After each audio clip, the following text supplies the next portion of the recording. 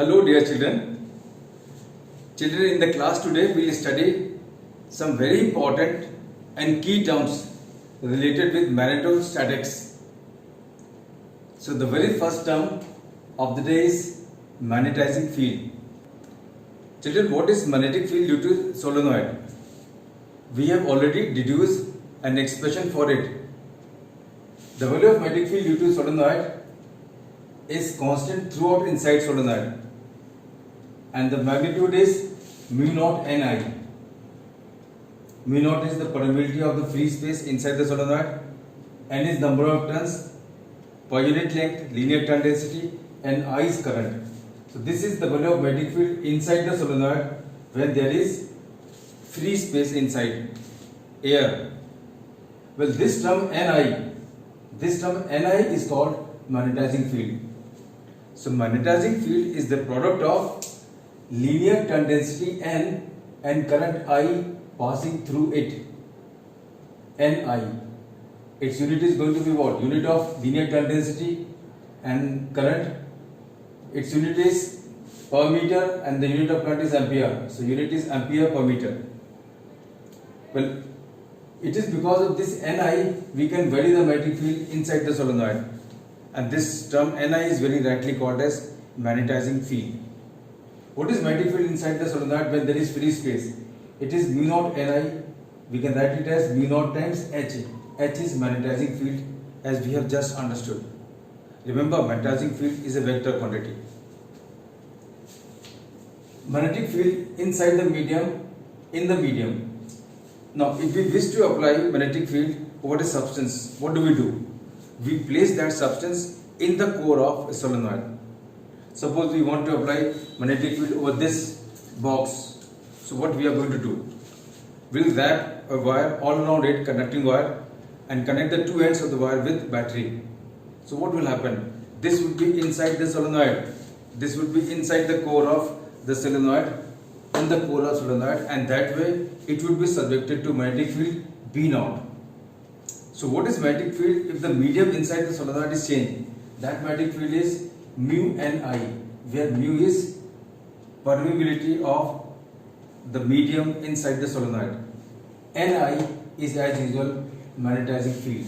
Therefore, magnetic field in the medium is mu H. This magnetic field in the medium is also called as magnetic induction. Well, relative permeability. We are already familiar with this definition. We have already studied it once. Relative permeability of a medium is the ratio of absolute permeability of the medium to permeability of the free space. What is permeability? Permeability is the ease with which magnetic lines of forces are permitted to pass through a medium. Every distinct media has a distinct permeability and is called its absolute permeability. Permeability of free space is mu naught, and that is 4 pi into 10 to the power minus 7 in SI unit. So we take this permeability of free space as standard and divide it from the permeability of every medium. And what do we get ratio as? The ratio is called as relative permeability. So the relative permeability of a medium is the ratio of absolute permeability of medium to permeability of free space. Well, the next definition is magnetization. When a substance is subjected to magnetic field, what happens? Inside the substance, some magnetic field is induced.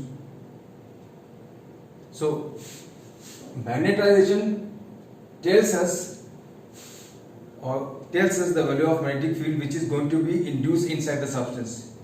If the value of magnetization of a substance is more, that means substance is magnetized more, and if the value of magnetization is less, the substance is magnetized less. So how do we define this magnetization? This magnetization is also called as intensity of magnetization. I am writing this by letter I. This notation of these physical quantities, notation of all the physical quantities, may differ from book to book. So it is imperative for all of us to know the quantity by its name, not by its notation. So magnetization is defined as induced magnetic dipole moment per unit volume. I is induced dipole moment per unit volume.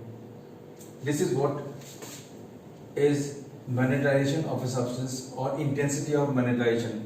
There is one more definition of magnetization, but this one is old definition, which is no more used and has become obsolete. As per this old definition, magnetization is defined as induced pole strength per unit surface area. Well, in both the situation, the unit of magnetization is ampere per meter. Either you find it from here or from here. So today the next quantity is magnetic susceptibility. What is magnetic susceptibility of the substance? Well, magnetic susceptibility of a substance, as obvious from the name itself, states what?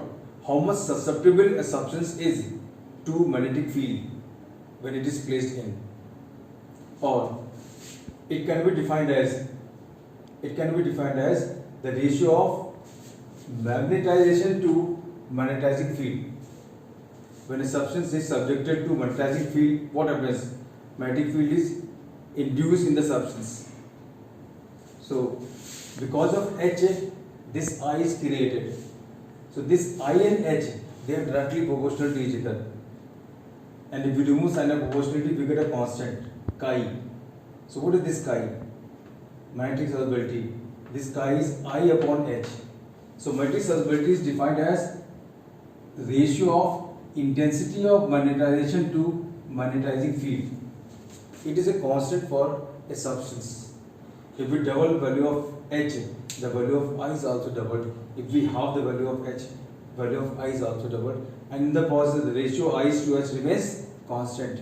And this constant for a substance is called as magnetic susceptibility. Well, induced magnetic field. So what is induced magnetic field in the substance when it is placed in magnetic field? As told to you, this intensity of magnetization tells us the value of magnetic field produced or induced inside the substance when it is subjected to magnetic field. And this I itself is defined as induced dipole moment per unit volume. So what is induced magnetic field or induced magnetic induction? So this induced magnetic field or induced magnetic induction in the substance is directly proportional to magnetization of the substance. Greater is the magnetization or intensity of magnetization, greater is the value of induced magnetic field in the substance. And if we remove sign of proportionality, we get a constant. That constant is mu naught, permeability of the free space. And if we substitute I as chi H, what do we get? Induced field as mu naught chi H. So this is the value of induced field. Well, what is the relationship between chi and mu r? Now, what we are going to work out in just few lines, the relation between magnetic susceptibility and relative permeability. Well, if this is a substance placed in magnetic field V naught, what is induced field? Induced field is produced inside the substance. If induced field is V dash, then what is the net field in the substance? Net field in the substance is what? The algebraic sum of V naught and V dash. So net field in the substance is algebraic sum of V naught and V dash, or simply V naught plus V dash. Well, what is B? Net magnetic field in the medium. Net magnetic field in the medium we have already studied. This is the magnetic field in the free space. This is magnetic field in the medium, and this is induced magnetic field. We have studied all three definitions. This is magnetic field in the medium. This is magnetic field in the free space. This is induced magnetic field in the substance.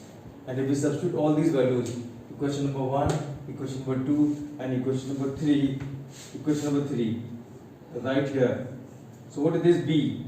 B is mu times H. What is B naught? Mu naught times H. What is B dash? Mu naught chi H.